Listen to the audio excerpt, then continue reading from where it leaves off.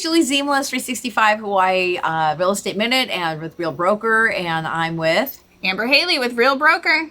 And we're your Real Broker pair du jour, and we are actually here in East Hawaii. We're actually sitting in the backyard of our friend's house here in Hawaii Paradise Park, and we get a chance to actually alleviate Amber, who has to drive over for 2 hours to come and do this update with us in West Hawaii. So we get a chance to kind of like be like almost in her backyard. Not in her backyard, but our friend's backyard. Pretty close, though. Yeah. So the cool thing we're going to do today is that we are going to wish you happy holidays, because you can tell by our hats that it is the holiday season. And we hope you guys are enjoying the season. We got, it's early in the month, but we want to make sure you guys got your stats so you guys can get your plans going for buying homes in 2024.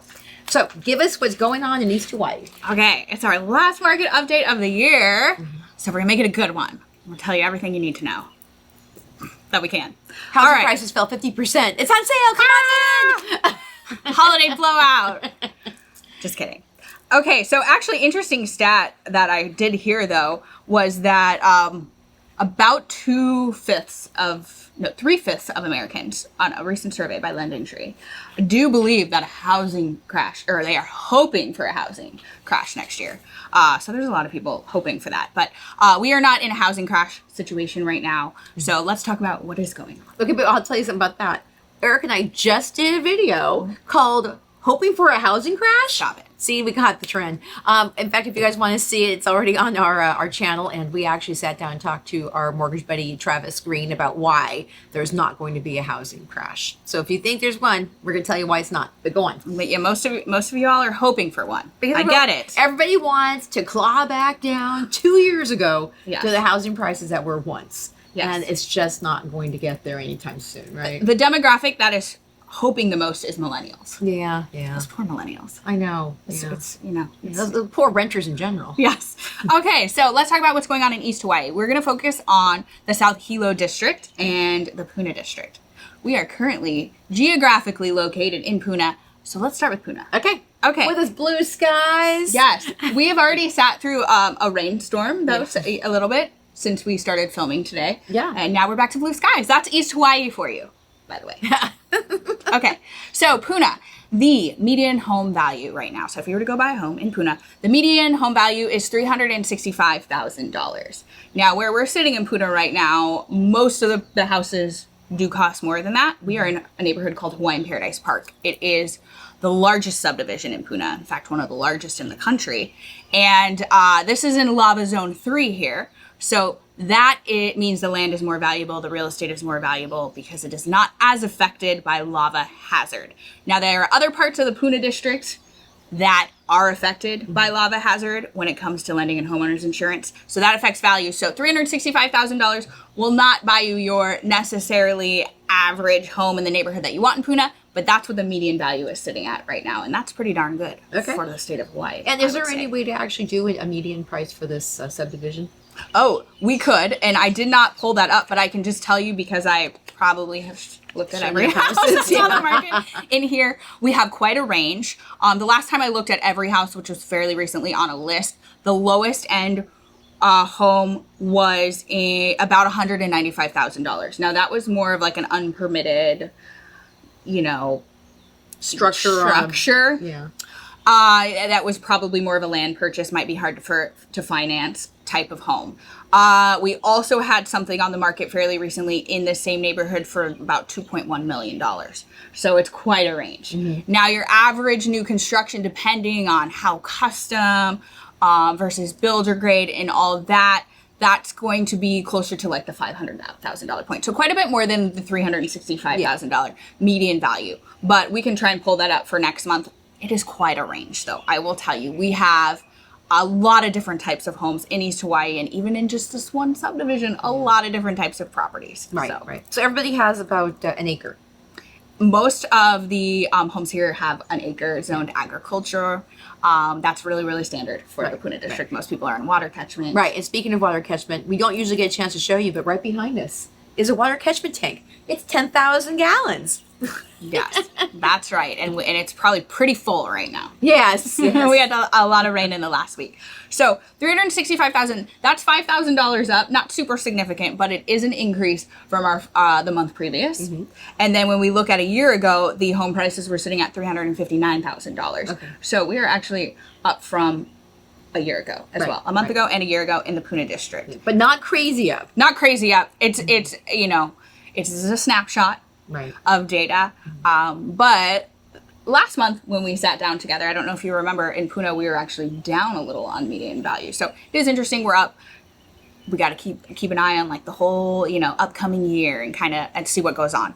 Let's talk about days on market. So how this is kind of what you need to know. What's a home going to cost you if you were to put your you know, home up for sale, about what you could get. It hasn't changed significantly in the last month, a little bit up. That's good news for homeowners, not too bad of news for home buyers. And days on market is shorter this month than last month. So right now in Puna, the average days on market for a home to sit is 56 days. And the month previous, when we had this update, 67 days on market. Oh, okay, so it's picking up. It's picking up. So that means, in layman's terms, the market's moving a little bit faster. So the home that you might be looking at online might sell a little quicker, and you might need to make an offer a little faster. Right. And a year ago, 52 days on market. So it's pretty similar to a year ago, a little bit more, which is not surprising at all to me. Things were selling a little bit faster at the same time last year, but that was a way different market. Right. But also, when did the interest rates really go nuts? The interest rates really changed significantly this year. This is a much more. different. Okay, because they were already going up last fall. Yes, they were. So already I think going that the up. spigot was starting to get a little tight last year, right? Yeah. And then basically when they really went up is kind of when everyone said, Yeah. "Oh, hold on." Yeah. And now that the interest rates are coming down a little bit, maybe the buyers are kind of like, "Oh, Yes. okay." Yeah. So compared to last month, things are picking up a little bit. I can tell. I've had a lot of clients who have been kind of sitting on the sidelines, getting interested again, and I have actually been getting a lot of new inquiries from both buyers and sellers compared to what my client load was even a month ago. So I can even tell a little bit on a personal level, and I'm sure a lot of other real estate agents might say the same thing. Okay, so we talked about days on market. We talked about median value. Now let's talk about list to sales price. So how much do you need to offer on a home that you see, you know, if you're on Zillow or something? Don't be on Zillow. Go to alohaliving.com. Okay. So the average list to sales price in the Puna district is almost exactly what it was last month, 93.51% list to sales. And that is 1% different than it was a year ago, where it was 94.22%, about 1%. And so not too many changes there, but that is telling us that things are not selling at list or over asking. Yes, over asking. It's on average a little bit under. So that's good information to know if you're a home buyer right now. Yeah. Well, also if you're a seller. Also if you're a seller. Yeah. Yes. If you want to move your house, you have to price it a little below what maybe the guy next to you sold it for a year and a half ago. Right? Yeah. Yep, absolutely. And I will say there are different strategies that you can talk about with your real estate agent when you're pricing a house. And even when you're a buyer, that are good if your agent is like pretty well versed in the pricing. So for example, I helped a buyer get under contract in the last couple weeks on a property that was listed below the $300,000 point. And there is not very much for sale on this island below $300,000.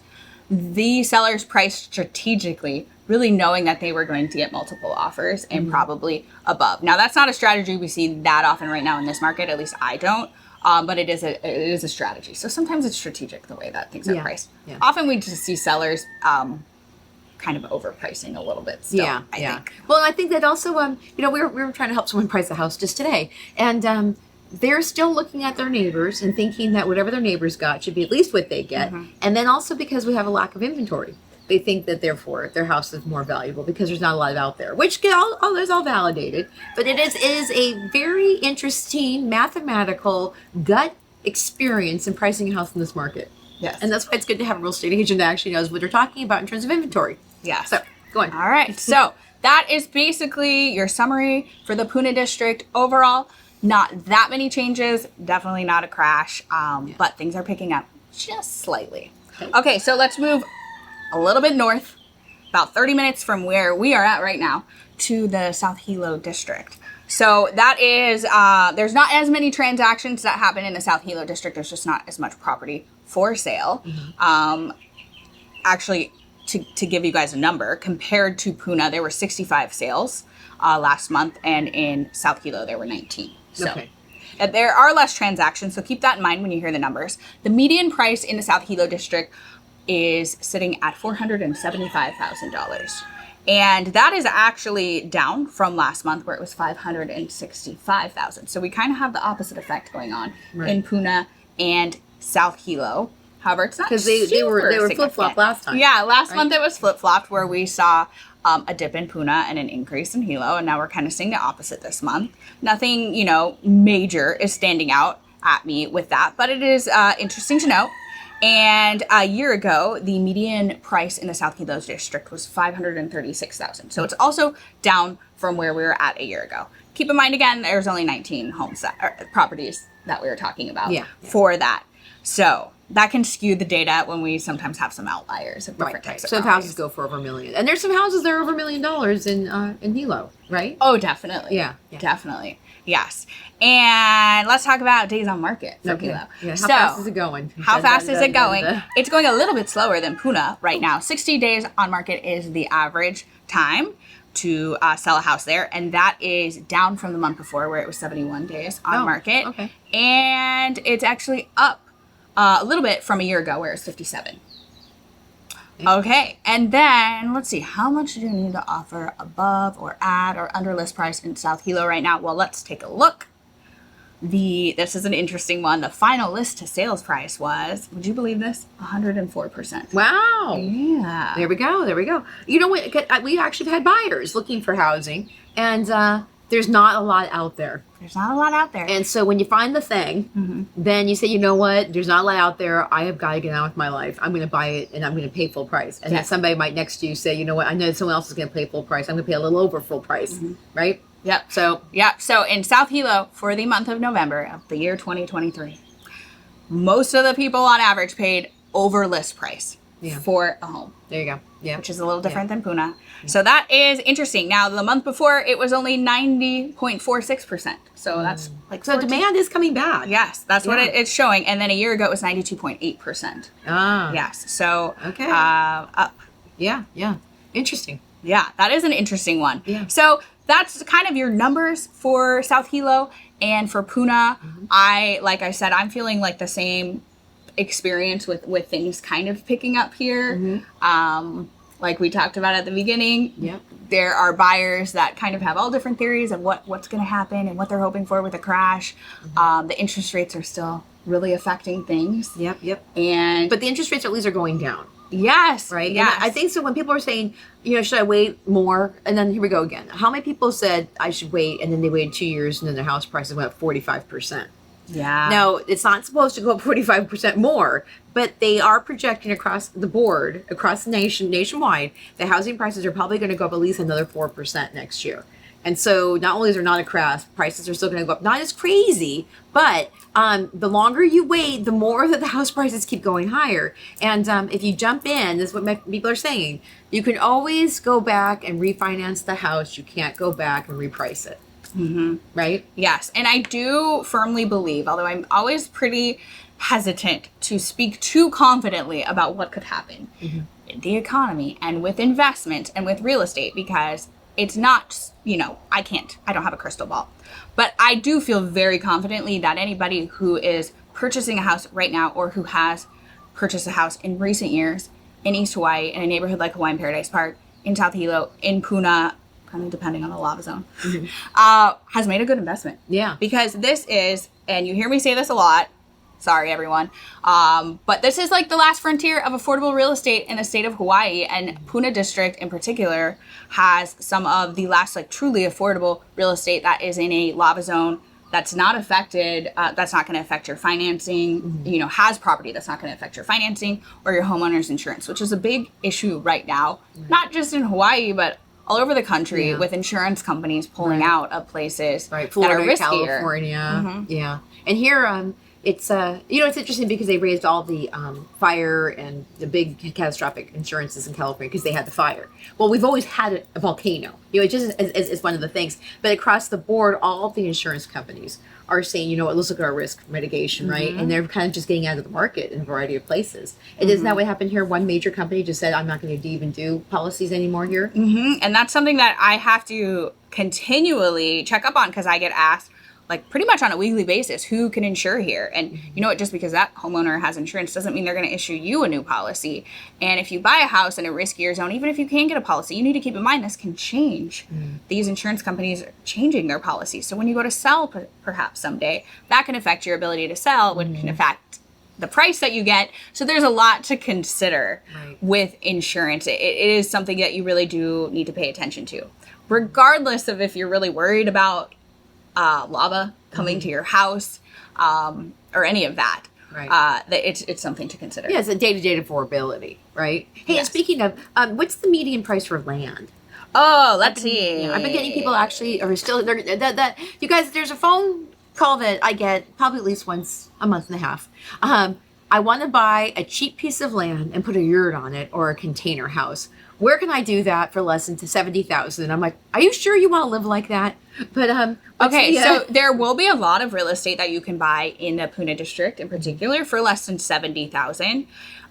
It's getting harder in neighborhoods like Hawaiian Paradise Park to find anything at that price point, but there is a lot of land for sale in the Puna district. So much so that, in fact, the median price is $35,000 for the whole district. Now, that incorporates a lot of areas. 1, 2, and 3. We have lava zones 1, 2, and 3. We have climates like up in Volcano that is included in that. We have properties that's really rugged, remote, that you would have to pay extra to get power lines to, where maybe only off-the-grid living is possible. The roads are really rough, and then that includes, some of the more popular neighborhoods as well. So it's a big mix, but the median is $35,000, so that's telling you there's a lot of cheap land in Hawaii. Right. So. And some of it, I realized too, I think another person said, so how far is it off the main road? I'm like, that's like, sometimes you can get so far into the jungle and off the main road that it takes you another half an hour just to get to the main highway. It does, yes. There are some neighborhoods where I have gone back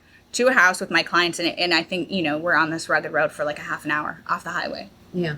And then if you add on, going to Hilo, that adds a lot more. That affects quality of life pretty big. And also, we also have learned, if you are far, far away and you need people to go out there and help you, grab the land, install things, build things, they don't really want to drive all the way out there either. Right? Yeah, and we also have a lot of, weather and tropical storm systems that can make those roads treacherous. Yeah. The 14, 17 inches of rain that this area just experienced last week, in fact. Yes. Right?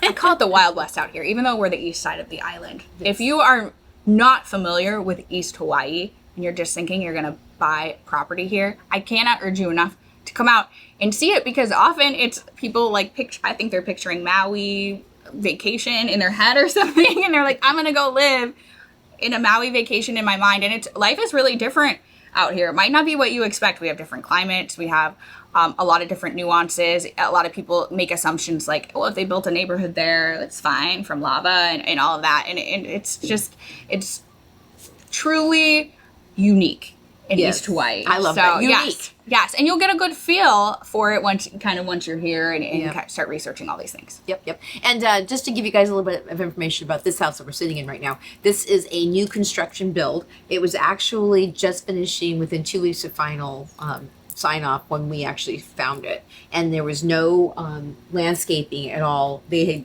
scrubbed it clean, and so they're just putting in the grass now, putting a couple trees and stuff, and it's been about 4 months. So you actually have to include landscaping, either getting rid of it or adding it when you're buying houses in this area, right? Yeah, especially the new construction. Some people prefer to buy a property with really leveled and just start from scratch. And then, some people prefer property that already has mature landscaping. There is definitely pros and cons to both. So. Yeah, there you go. Okay, so is there anything else in terms of trends, or I guess in terms of 2024, we are going to continue to meet once a month, Amber and I, around the first Wednesday, but in January, because the first Wednesday of the month falls so close to the new year, that we're probably going to do it the second week.